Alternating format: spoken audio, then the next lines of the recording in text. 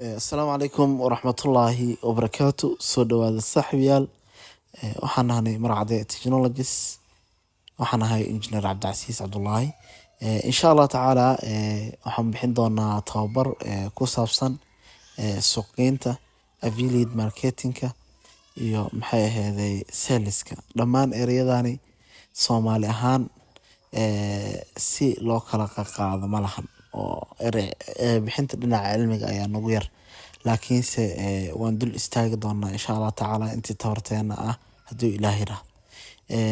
Hadafka tababarkani waxa waaye kow in aan suubino website markii aan suubino, sidoo kaleeto in aan maxay ahaydey account aan ka suubsano shirkadaha maxay ahaydey xayisiinaadka laga qaato. Sidoo kaleeto waxaan kaloo account aan ka suubsan doonaa shirkadaha bixiyo adeega affiliate marketingka ama affiliate programka sida Amazon oo kale, Clickbank oo kale. Shirkadahaas ayaan ayagana account aan ka suubsan doonaa.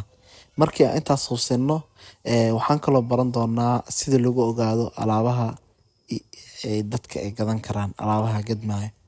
Sidoo kale waxaan usoo laaban doonaa websitekeena markaan usoo laabano, waxaanu diyaarin doonaa articleskaas qoraaladaas aan websitekeena aan ku diyaarinay. Waxaan dhex gelin doonaa xaysiimaad. Koorsada waxay noqon doontaa inteeda badan koorso itus oo itaabsi ah oo practical ah. Sidoo kaleeto maxay ahaydey waxaan kaloo ku baran doonaa koorsadani sidii commissionka lacagaha aad ka helaysid shirkadahaas aad ku ogaan lahayd intuu gaarsiisan yahay, lacagaas sidii aad ula soo bixi lahayd. Intaas waa hadafka koorsada iyo koorsada waxay soo koobi doonto. Waxaan ka hormarinaynaa wax walbo hordhac. Waa maxay affiliate marketing? Affiliate marketing waxaa la dhahaa waxaa waaye shirkad ka shaqeyso hab online ah ayaa waxa ay ku leedahay waxaan doonayaa in alaabaha aan iibinayo aad ila iibisid. Yacni shirkadda ayaa caawineysaa, waxaa ku caawineysaa in alaabaheeda aad iib geysid oo aad la iibiso. Waa maxay iib horta? Sales maxaa la dhahaa? Iibgeyntu waxa waaye micno ahaan in qof ka dhaadhiciso in uu shay u gato. Yacni qof ayaa maxay ahayd waxaa ka dhaadhicineysaa ama aad ku qancineysaa inuu shay iibsado. Marka qofkani si aad ugu qanciso inuu shaygan iibsado, waa inay jiraan waxyaalo ku riixayo, waxyaalo uu jecleysanayo oo ku kalifayo inuu shaygan iibsado. Yacni maxay ahaydey taas ayaa waxa lagu magacaabaa sales ayaa la dhahaa. Markii aan ka hadlayno iibgeynta, shay inaad iibisid waxaa ka horeeyo suuqgeyn ayaa ka horeyso. Suuqgeyn yacni maxay ahaydey shaygii ereyga saa ka fahmi karta ereyga Soomaaliga ah waa shaygii oo maxay ahaydey aad keento meeshii suuqa ahaa ee dadka ay wax ku iibsanayeen. Taas ayaa waxa lagu magacaabaa suuqgeyn. Tusaale yar haddaan in siiyo, mooska oo kale tusaale ahaan beertoo ka baxaa sooma, beerta laga soo qaada xagga la keenaa, suuqi ayaa la keenayaa. Qofkii mooska rabay xaguu imaanaa, suuqa ayuu imaanaya oo beerta ma aadayo. Marka taas ayaa waxa lagu magacaabaa suuqgeyn. Yacni productiga ama alaabta in suuqa la keeno. Fikraddaas fikrad la mid ah waaye marka fikradan oo digital marketingka ah oo ah in qofka maxay ahaydey alaabihii iyo wixii uu iibsan lahaa oo dhan internetka la dhex keeno oo la tuso asagoo gurigiisa ama xaafadiisa fadhiyo si uu ugu dambeyn u iibsado. Marka taas ayaa waxaa lagu magacaabaa digital marketing. Suuqgeynta casriga ah ayaa la lahaa. Yacni waa casri oo casri waxay ku tahay maxay ahaydey qof walbo mobilkiisa ayuu maxay ahaydey ka arkaya alaabihii uu iibsan lahaa. Yacni uma baahno inuu suuqa imaado. Asagoon suuqa imaanin ayaa la tusayaa alaabtii maxay ahaydey uu gadan lahaa oo weliba dhowr nooc oo kala gedisan. Noocan ma rabtaa, noocaas ma rabtaa, ilaa uu maxay ahaydey dooqiisa uu ka helo. Sidoo kaleetana wuu la soo xiriiri karaa maxay ahaydey qofkii oo iibiyaha ahaa wuu wici karaa, su'aashuu rabana wuu weydiin karaa. Marka digital marketingku waa taas.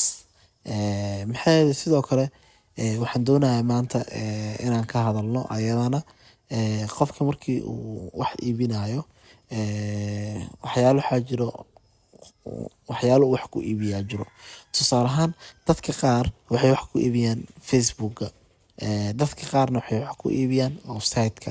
Maxay ku kala gedisan yihiin website adi aa leedahay iyo Facebook page maxay ku kala gedisan yihiin inaad wax ku iibisid.